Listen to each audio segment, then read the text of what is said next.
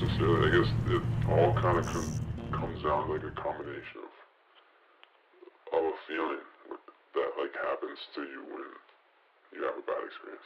Like it's either in your head or like yeah, because like what defines like a bad person like experiment. Oh, I fell into a fountain when I was younger. Like that, yeah. But maybe one of my personal experiences, you could say, because I actually did fall into a fountain. Like no way.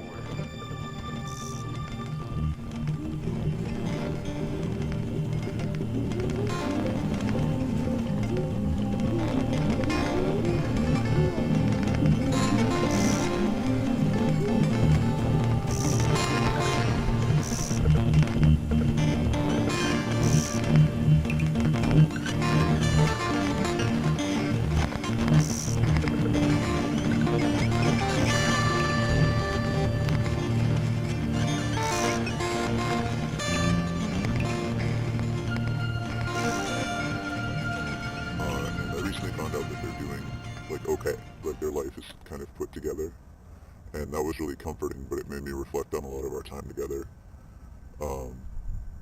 So near their house, there was this cul-de-sac that was unpaved, and on the left side of the cul-de-sac, there were reeds and tall grass, and in the distance, just tall trees. But in front of the trees, there was a single street light. To the right of the cul-de-sac, there was an embankment that went down to the river, and itself was also covered in trees. And directly across from someone, if they were walking into the cul-de-sac, was just this like fence that was always padlocked, and it had some sort of warning. And I think it was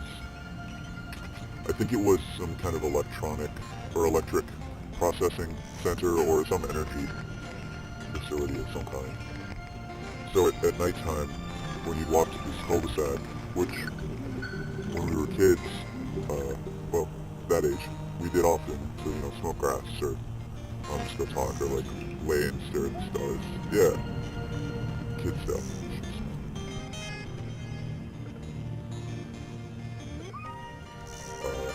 And you were usually high on something or drunk or whatever. And with that lone streetlight coming down, all you would see is this like clearing of dirt and a fence and then blackness.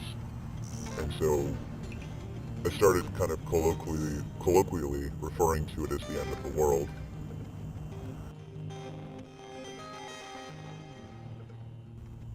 They also just had breakdowns before and went missing. So worry kind of started to crescendo throughout the day, and eventually, when night set in, I finally got a hold of them. They sounded out of breath, like they'd been crying or throwing up or running or something. And they kept saying that people were outside the window. They could see their legs walking by, and they were like angry. The people, and the person I was speaking to was scared.